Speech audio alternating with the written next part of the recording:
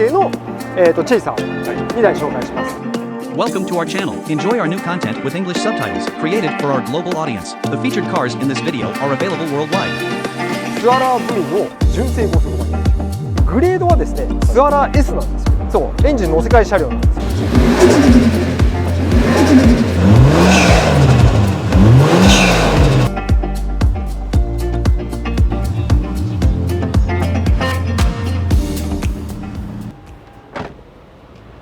はい、よし君こんにちは。こんにちは。こんにちは。こんにちは。ゴールデンウィーク明けて、はい。5月の今日は10日ですね。はい。早速やっていきましょお願いします。う。で、うちに関してはゴールデンウィークは一応カレンダー通り休み予定だったんですが、まあ結構予定なんだかんだ入って、まあ買い取り販売、撮影、あとはまあ他の仕事があったとか、まあなんか半分ぐらい稼働してたかなっていう感じでございます。はい、でですね、今日紹介するのは、はい、まあみんな大好きな JZX100 系のチェイサーを2台紹介します。で、まだこれね入ってきたばっかりで、洗車も何もしてない状態、しかもゴールデンウィーク中に買ってて、ゴールデンウィーク中はずっと、雨ざらしになっちゃってた状態なんですけれども、はい、紹介させてもらえればと思うんですけど、はい、今日のコンセプトとしてはですね、はい、言い方悪いんですけど、放置車両だった車を復活された車、よく言うでしょ、オークション会場で今流行ってるから、まあ、スポーツカー流行ってるので、昔とか眠ってた車を復活させて、で販売に出してくる車屋さんも多いよねって話はよくしてると思います。はい、この2台に関しては、実はですねその2台です。その2台なんですよ。はい、なんですけれども、まあ、買っていい車と買っちゃいけない車、はい、同じそういう経緯があっても、あ、これだけ違うんだっていうのを、はい、ちょっと知ってもらえればと思って、はい、今日動画にさせてもらおうと思います。はい、だから今日のコンセプトとしては、まあ、眠ってた車が復活されました、はい、復活して、今中古車市場に出てきました、はい、さああなたはどっちを買いますか、どっちを買いたいですか、こういう車を買うときにどこに注意したらいいですかみたいなのがちょっとできればいいかなと思って、はい、撮らせてもらえればと思います。はい、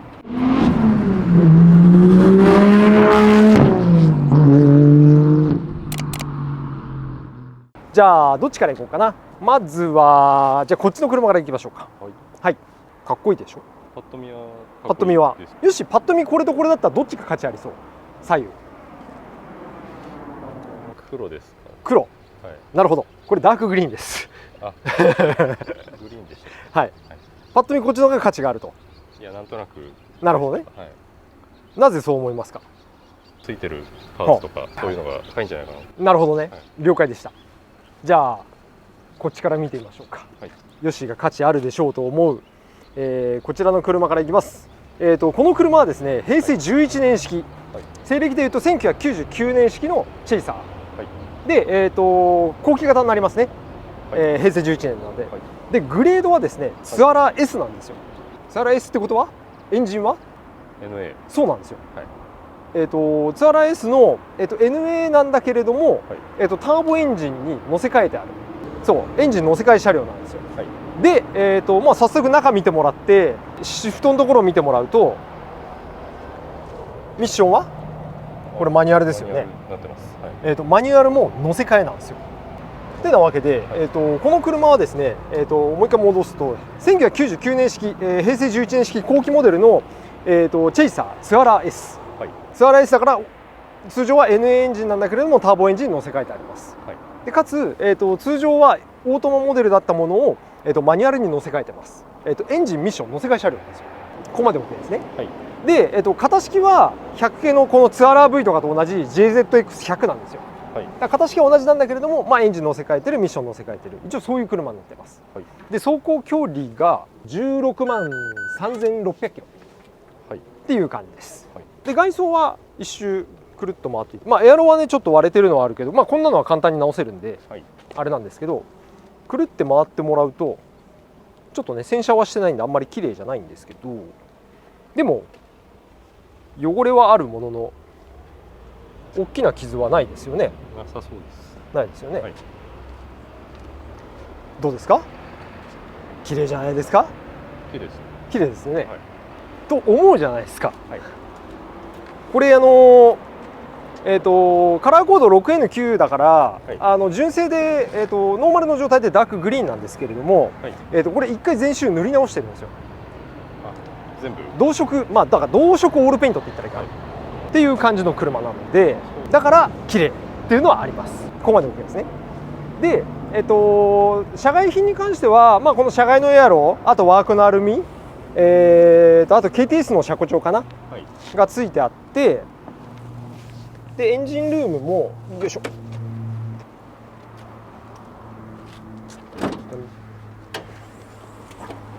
まあこんな感じで、まあ、インタークーラー、これブリッツだって、ブリッツだね、ブリッツのインタークーラーとか、トラストのラジエーター、エアクリとか、ここら辺一式入ってあります。まあ中ちょっとあんま綺麗じゃないけどね、はいっていう感じなんで、まあ、パーツもしっかりついてるよね。そうですね。はい。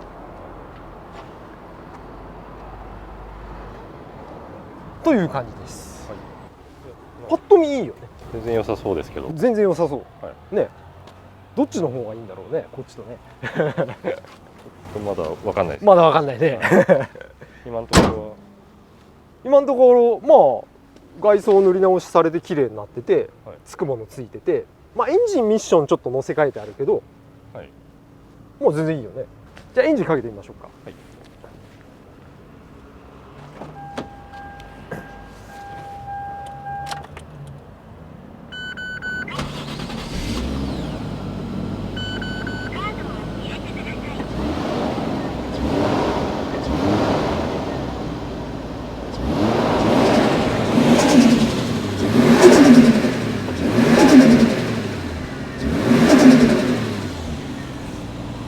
バックタービン音がいいですね。いい感じです。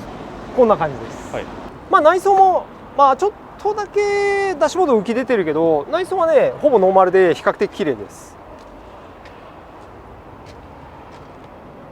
ここまで OK ですね。はいはい。綺麗です。じゃあ早速、ヨッシーはこっちの方が価値がないんじゃないかなっていう、こっち見てみますか。こっちのチェイサーは平成12年式2000年モデルなので、これよりも1年間新しいと。で同じく後期モデルです。はいで、こっちはスアラー V の純正5速マニュアルじゃん。こっちの世界ね、はいこっち純正ターボの純正、マニュアル、はい、走行距離は17万9400キロ、まあ、18万キロぐらいだね。はいはい、っていう感じの車でございます。じゃあ外装をパッと見てもらって、これも綺麗でしょ。これも綺麗です。これも綺麗だよね。はい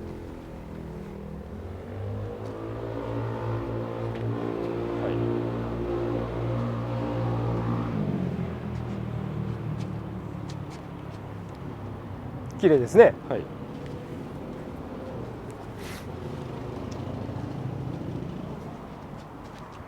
という感じでございます。まあ、内装に関しても、はいまあ、内装に関してもというか、まあ、純正なんで、こっちの方はダッシュボードの浮きはあんまりないですかね。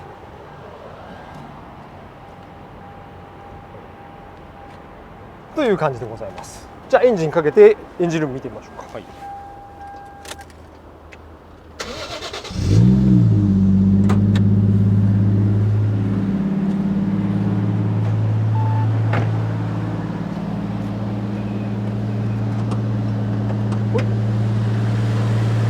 ででんこんな感じです。ついてるもの、こっちもねほとんどブリッツだったかな。エアクリとかラジエーターとかインタークーラーとか、そこが全部組んであるような形で、まあ、かなり綺麗じゃないかなと思います。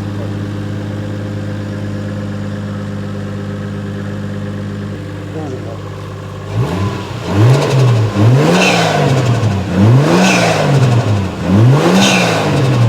まあ、まだエンジン温まってないからこんなもんにしましょう。どうですか、2台見比べていただいて。いやまあどっちもいいと思うんですけど、はい、純正なんで白の方がもしかしたらこっちの方が良くなってきた。実は実は価値あるんじゃないかなるほど、はいまあ、だから積んでるエンジン、まあ、ミッションも同じで、はい年式も走行距離もほとんど同じ2台のチェイサーで、両方ともさっき言ったように長らく眠ってた車はいが、復活された車はいで、今中古車市場に出てる車になってます。はい正確に言うとね、両方とも1年前ぐらいに、まあ、車検取って登録かけて、で1年半ぐらいか、1年半ぐらい乗って、はい、でうちに買い取りで入ってきた車になります。はい、ここまで OK ですね。はい、はい、で、先に言います。これどっちがダメっていうとね、ちょっとそうなのよ。あんまりね、車のことをね、あんまダメって言いたくないんだよね。ダメって言いたくないんだけど、やっぱさ、みんなね、愛情ある子たちですから、はい、そうじゃあどっちがいいかっていうと、こっちの方がいい車なんですよ。そうなんですね。はい、よし、正解、初めは不正解、後から正解、途中からそうかな。途中からこっちの方がいいんですよ。はい、まあいい方を見てもあれなので、いい方と比較して、まあ、良くない方ですね、はい、をを見てみましょう。まずさっきも言ったように、エアロの傷なんかはぶっちゃけどうでもいいんですよ。治るんで、ここら辺なんかは。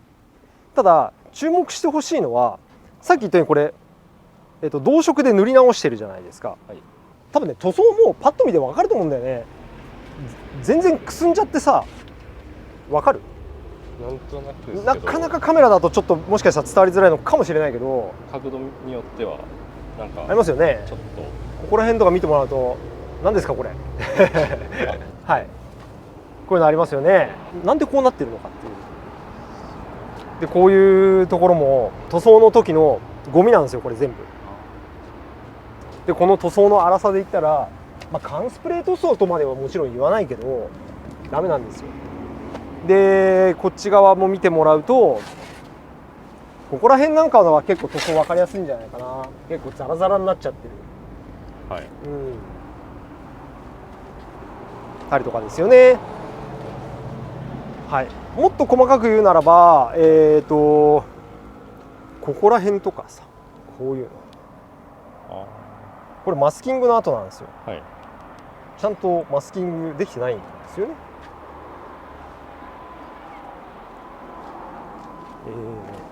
ここら辺とかさ、ここら辺、はい、こういうのとか、こういうのとか、こういうのとか、っていう感じ。さらに言うなら、これもちょっと画像で伝わりづらいかな。フロントガラス、リアガラス見てもらうと分かるんだけど、フロントガラスもさ、これワイパーの傷なんだけどさ、はい、分かる？反射してくすんで焼けちゃってるんだけどさ、ここら辺とかね、こう光をちょっと当てると、はい、とかもそうだし、リアガラスなんかも見ていただくと分かるかな。まあこれはね、古い車比較的なっちゃうけど、もうフィルムが焼けちゃってんだよね。そう、はい、という形です。はい、で、もう一回エンジンルームとエンジンちょっとかけるけど、はい、エンジンとミッションに関しても、はい、まあさっき乗せ替えって言ったじゃん。はい、まあ当然ながらこれ新品に乗せ替えはされてなくて、はい、結構やれてるのよ。まあやっぱこれも動画じゃ伝わるんだけど、やっぱ運転席座るとあからさまにそのもう振動とか、はい、ブレとかそういうのを普通に体で感じることができる。でそれはそのじゃあエンジンマウントじゃん、ミッションマウントじゃんっていうところもあるんだけど、であとまあここら辺とかオイル漏れ結構してたりとかしてて、はい、で一回入ってきてもう開けるとカムシャフトのところとかも、はい、もうスラッジめちゃめちゃ溜まっててっていう感じだったりとか、ミッションのところの、まあ、シフトパネルのところもパカってちょっと開けて中とか見るとなんかボルト半分ぐらい止まってないところがあったりとか、はい、まあいかんせん、作りが雑なんですよね。中古パーツを、まあ、当然使ってるんだろうけれども、はい、中古のエンジン、中古のミッションで、まあ、結構荒々に組んであるっていうところが、はい、見受けられた1台です。はい、はい、あんまさ言いたくねえんだよ悪口は。そうこれはこれでさいい車じゃんっていう感じなんですよ。だから初めこの車1台だけで動画を撮ろうとしてたんだけども、はい、そうすると結局ネガティブなところで終わばっかりになっちゃうから、はい、そうするとちょっとねかわいそうだからさ、あんまり嫌なんだけど、まあでもしょうがない。ちょっと注意喚起動画じゃないですけど、まあ細かく言うなら謎に塵が合ってないみたいなもうこっち指入んないからそっちが入るあ、そうですね。はい。っていうところがあったりします。はい、ここまで OK ですね。はい、で、すごい極めつけな話をすると、はい、の車の車検証です。もちろん個人情報は全部伏せてありますけれども、はい、この車、はい、エンジンミッション載せ替えてるって言ったじゃないですか。はい、でエンジンに関しては、ターボ付きもターボ付きじゃない車も、1JZ なんで同一型式になるんですよ。なのでいいっちゃいいというかなんだけれども、ミッションに関しては、公認を取らないと車検取れないんですね。はい、で、公認を取るとここに JZX100 回っていうのがよく改造車あるでしょ、回って、はい、書いてますね、はい、っていうのと、あとここに動力伝達装置、改造とかっていう風なのがついて、この2つがついて、マニュアルエンジンにミッションを乗せ替えて、で公認車検を取ってるっていうことになるんだけれども、はい、この車それないですよね。ないですよね。ないですね。はい、っていうことはどういうことですか？公認を取っていない。公認を取っていないってことですよね。はい、ということはこの車、この車検来た時どうするって話なんですよ。そうですね。取れない。取れないと、はい、そういいう車ですっていう感じなんですよ。はい。パッと見綺麗なんだけれども、外装を塗り直してある。はい、その塗り直しが全然丁寧に塗れてないっていうのが一つ、はい、2つ目がやっぱエンジンミッション乗せ替えてあるんだけれども、はい、結構疲れてるエンジンミッションをなんかそれなりに雑に組んである感がちょっと否めない。ミッションなんかも100系、ある人はありがちなんだけど、その一足入れてリバース入れたりさする時にさギアが入りづらいとかっていうのもあるんだけど、これ結構ギア入んないんでっていうのがある、はい、なんか微妙に塵もずれてるし、はい、極めつけは公認取ってない、車検非公認車両みたいな感じになっちゃって、ガラスもちょっとやれちゃったりとかねっていう車でした。でそれに比べてこっちに関しても、外装はね一応部分で補修はかけてあるから、はい、ほぼ一周塗ってあるって言っちゃってもいいかな、いいんだけれども、仕上がりはもう塗装のツヤ、ちょっと洗車してないからあんまり綺麗じゃないけどさ、横からツヤとかさ、はい、そこら辺が全然違うんですよ。確かにね、はい、でこっちとかも2台この左右を見比べてもらうと、カメラで映るのかな、映んないかな。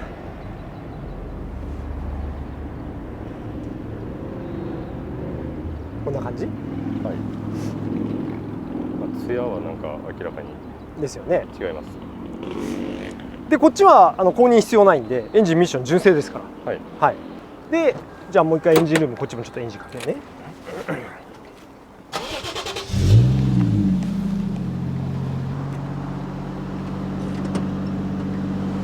でもう一回こっちも改めてエンジンルーム比較してもらうと、はい、オイル漏れとか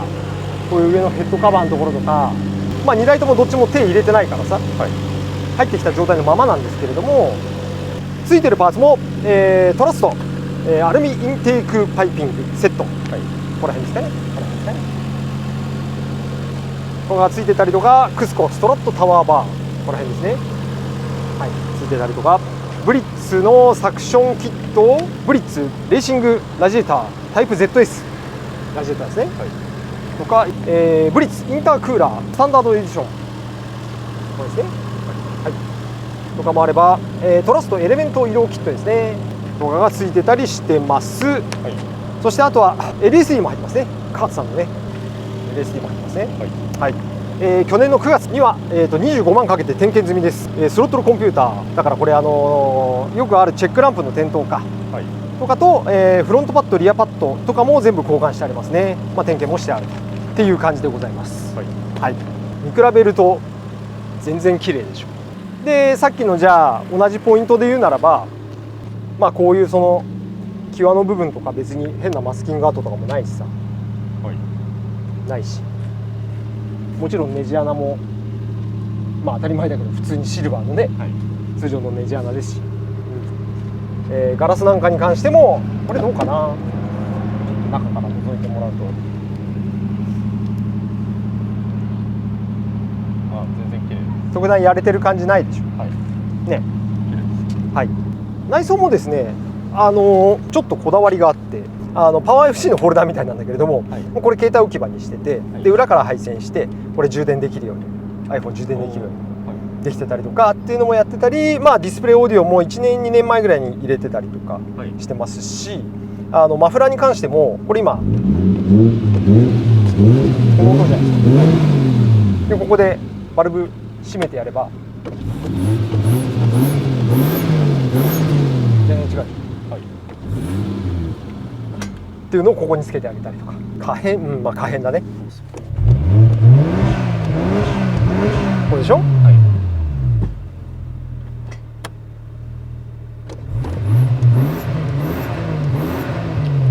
こんな感じです。そうですね。便利だよね。はい。っていうのとか、ここら辺なんかも1年半前ぐらいに新品に交換してあります。こんな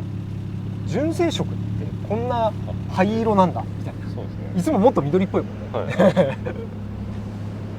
っていう感じでレーダーもついてるし、はい。いいですね。サンルーフまでついてますね。まあ当たり前ですけど、ちゃんと作動しますね。って感じです。はい。でアルミホイルも、まあこれも確か1年半前ぐらい、いやこれ車検取る時につけたんだったかな、確か。はい。はい。ここだけね、ちょっとね、あ、ちょっそうと浮いてる。そうなんですよ。これね、あれなのよ。チェイサー乗りの人、まあマックスもそうかな。ここにさ、ちょうど袋になっててさ、はい結構工具とか入れたりとかする人は、はい。中で工具が走ってる時暴れて、これその後なんだよね。だからあんまりトランクのこの左右の袋のところには工具とかガチャガチャ動くものはね入れちゃダメなんですよ。なるほど。うん。はい。っていう感じの車でした。はい。はい。どうですか、2台見比べていただいて、がぜんこっちでしょいやもう今こっちです。っていう感じですよね。はい。で、じゃあこの車が、どうやって、まあ、市場に出てきて、要は前のお客さんが買った経緯はい。を言うと、この車を売ってたお店は、どこかとは言わないんですけれども、はい、結構チェイサーとか100系を扱っている車屋さんです。はい。でそこでおそらくだよ、はい。眠ってたツアラ S のオートマ車をはい。どっかから持ってきて、でそれで自社でエアロを組んでオールペンしてはい。エンジンミッション乗せ替えて、はい。で販売をした車という形です。はい。だからって言ったら言い方変だけど、まあ、販売ありきなところは若干見受けられるので、仕上がりが雑だったりとか使っているパーツが荒かったりとかはい。っていうのがあります。はい。まあ100歩譲ってそれいいとして公認取ってないじゃん。で買ったお客さんこれ公認取ってると思って買ってっからね。あ、そうだったんですか。そうだからうちに査定来る時に公認取ってあるエンジンミッション乗せ替え車ですっていう形ではい。査査定に来てもらってる。で車検証見たらあれお客さんこれ取ってなくないですかみたいなっていう感じだったんですよ。で、じゃあこの車公認取れないのかって言ったら多分取れるのよ。そんな難しくないっていう言い方変だけど、はい。取ろうとすれば取れるのね。はい。何のミッションついてて何のペラシャついてるか見て、で、はいバーって書類書いて、で陸運局行ってで、はい、手続きを踏めば公認は取れるんで、別にこの段階でもう積んでるわけじゃないんですよ、はい。俗に言う、はい。積んでる車じゃなくて全然まだまだ走る車なんだけれども、僕が言いたいのはさっき言ったようにでオールペンされてるのもあまり分かってなかったとか、やっぱこの車がどういう経緯の車なのかっていうのもあまり分かってなかったっていうところがあって、やっぱそれを分からないで買っちゃうのって良くないよねっていう話。良くないよねっていうか、ちょっともったいないよねっていう話。はい。今僕が言った説明、いや多分この車はそういう経緯でできてます。でオールペンされてる、ミッション乗せ替えされてるけどちょっと辛い感じかな、公認も取れてないよ、まあだからさっきと持ってくんだったらいいんじゃないみたいな。はい。でそこまで説明を受けた上で買うんであれば俺は全然ありだと思う。はい。なんだけれども、やっぱり買った時の知識、もらった情報、あとは自分が思い込んでる情報と実際の情報のこの乖離があるのは、はい。あまり良くないと思っていて、そうですね。はい。っていう感じなんですよ。ちょっとねお客さんにこうなんていうのかな、すごく伝え方が難しかったんだけど、しかも若い子だったからさ、なんて言おうかなとか思ってて、まあでも事実は事実でね、これは乗せ替えだからあれだよって話とかは一応させてもらって、はい。でお客さんはもうショップ名までもう言ってもらっちゃっていいんで YouTube とかでとかって言ってたけど、まあちょっとそれはしないんですけどねっていう感じの車でした。はい。だからこういう仕上がりになってると僕は思ってます。そんな前に買ったわけじゃないですか。ああ、それで言うとね、さっきの車検証のあれで見ればさ分かんないけど、この前のお客さん買ったのは、はい、令和4年去年の1月1年3ヶ月4ヶ月前ぐらいで、ここ見てもらうと分かるんですよ。はい、今は車検証にこうね、前回前々回までの車検の距離が記載されるようになってて、メーター改ざんの防止の意味も兼ねて、はい、車検時の日付と走行距離が書いてある、はい、通常平成28年8月の次の車検は平成30年の8月だよね、はい、にもかかわらず令和4年1月になってるよね。っていうことはこの車は、少なくとも車検切れて乗ってたら話別なんだけど、はい、車検切れて乗ってないっていう前提であれば、この時取った車検の終わりが平成30年なんだから、はい、平成30年の8月から、はい、令和4年の1月ぐらいまでは動いてなかったってことなんですよ。でしょ、はい、っていうとやっぱ3年ちょっとぐらい動いてなかったってことですよね。はい、でしかもこれが車検が平成28年8月にこの距離で車検取って、そこから丸々2年間稼働してたかも分かんないじゃん、はい、1年で終わっちゃってるかもしれないし、はい、まあ少なくとも3年から4年ぐらいは眠ってた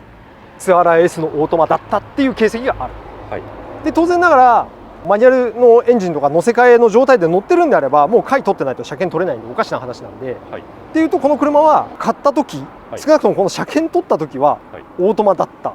のではないか、はい、もしくは裏技使って取れたってちょっと難しいもんな、うん、っていう感じなんですよ。はい、じゃあ次こっち、はい、こっちも4年ぐらい眠ってた車をっていう感じかな、はい、を、お客さんは買ったんですけれども、はい、この車を乗ってた元オーナーさんはですね、トヨタのメカニックさんです。今トヨタのメカニックの人で、今は営業の方に移ったのかな、はい、っていう感じなんだけど、もともと整備が自分でできる人でしたと。はい、で、買った経緯も、4年前ぐらいに買ったのかな、はい、それもねとあるショップで買ったんだけど、はい、2年間ぐらいかけて、コツコツ仕上げてった車で、自分でもそこでパーツ持ってって、はい、くっつけたりとかして、仕上げて作っていった車なんですよ。だからオーナーさんが一番初めのスタートの段階でもう放置されてるっていうの分かってて、はい、でそれを、新品パーツとかを自分で組んで、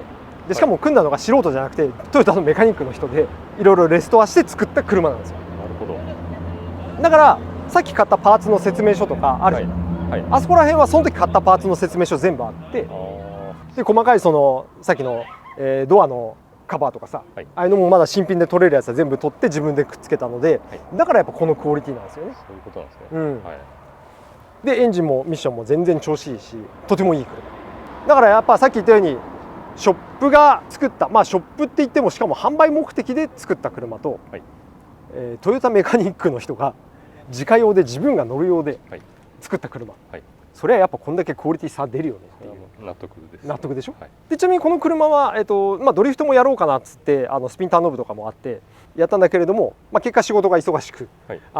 ドリフトも行くこともなく、でもちろんこれ以外にも車レクサス持ってるんで、はい、この車はもう手放そうということで売ってもらったっていう、はい、そういう経緯になります。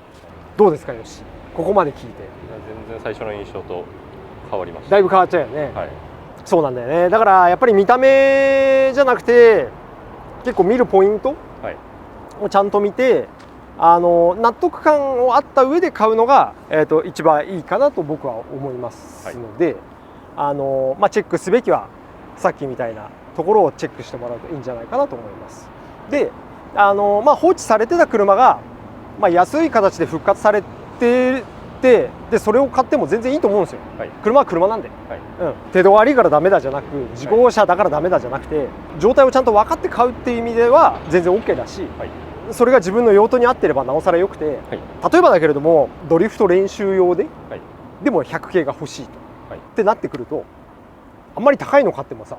持っていけないじゃん、ぶつけちゃったら嫌じゃん。そうですね、はい、だったらこういう方がいいよねってなるよね、はい、ちょっとパッと見綺麗ですぐ遊べる方がいいよねっていう感じになるよね、はい、でも街乗りベースでもうとにかく程度にこだわって長く乗りたいっていうんであればどっちがいいって言われたらこっちの方がいいし、はい、でこれでもうそうは言っても18万キロだから、はい、じゃあもっと距離少ない方がいいよねとかってなるし、はい、人によって合う車が違うっていうだけの話なんで、はい、車がいい車がダメじゃなくて、どの車もその車に対してその人が合ってるか合ってないか、ここが多分重要だと思うんで、はい、なんかそこを意識してもらえるといいんじゃないかなっていう、なんか講座みたいなねそんな動画になっちゃいましたけどっていう感じでございます。はい、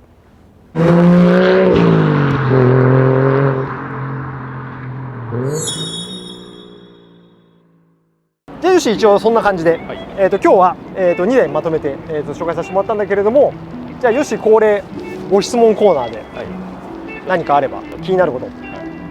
実際この2台で買い取りのその差額っていうはいどのぐらいになるのかっていう、なるほど。そうだね。買取額に関しては、はいまあ、同じ年式同じ距離、はい積んでるエンジン積んでるミッション同じはいなので同じになるわけはなくて、はいこれだけクオリティが違うんで、はい倍値段が違います。はい倍違う違います。でかつ、この車に関してははいお店で販売する予定なんですよ、はいうちのお店でね。はいただこっちに関しては、はいごめんこれちょっとうちじゃ売れねえさすがにわなんでもうオークション投げます。はいいや直しゃ売れるよ、直しゃ売れるし公認取れば売れるけど、はい残念ながらちょっとやってる時間があんまりないのと、さっき言ったようにちょろっとしか見てないからさ、もしかしたらもっと他のトラブル抱えてるかもしれないよね、リスクとして、はいなんでちょっとこれはうちじゃ売らないんでオークションに投げちゃう予定なんですけれども、値段差は倍になります。で本来なら、売らない車の方の値段を買い取り値段を言いたいんですけれども、はいちょっとこっちはさっき言ったようにオークション出すってことは他の会社が買って他の会社が売るかもしれないんで、はい出すとちょっとあんまりねその会社さんに弊害があると思うので、はい自社で責任を持てるこっちの車の買い取り額だけ伝えます。はいじゃあその買い取り額はなんと、はいいくらだと思いますか平成12年式18万キロ、はいザラ V 純正マニュアルです。120万円120万円、はいなるほどありがとうございます。226万何千円です。225万円とリサイクル料別と、あとさらに言うともう今年の分の自動車税も、うちで払っちゃうっていう感じで買いました。まあざっくりは230ぐらいかっていう感じで買ってしまいました。絶対高いですだからこれがうちのお店のホームページにさあと 2,3 週間すれば上がるじゃん。はいでその時で売り値見てもらえれば、はいうちの利益が分かるんで、あどんぐらい儲かんないか見てもらえばいいっすよはいただやっぱ物がいいのと素性がはっきりしてるので、はい今のところはすぐ手かかるところないから、はいまあ、安心して売れるっていうのがあるので、その値段で買い取りさせていただきました、はいじゃあこっちに関してはそれの半分以下なんで全然安くっていう感じです。お今日はよし見てオスプレイです今日もまた横田基地の近くからお届けしましたじゃあこんなところですか。はいはいじゃあ、最後まとめると 100K チェイサー2台買い取りました、はい2台とも放置車両でした、同じ放置車両でも販売店が販売目的で作った車、まあ、販売店だから販売目的で作るのは当たり前なんですけれども、っていう車と、トヨタディーラーメカニックが自分が乗るようで、しっかりコツコツ2年間ぐらいかかったらしくて作った車の差をご紹介させてもらって、でこっちに関しては注意喚起じゃないけれども、まあ、基本的には全部古い車だから見るときここら辺見るといいんじゃないのっていうのを伝えさせてもらって、挙句の果てには買い取り値段まで行って終わりましょう。はい、じゃあ本日今日はありがとうございました。ありがとうございました。また次回もご視聴よろしくお願いします。お願いします。はい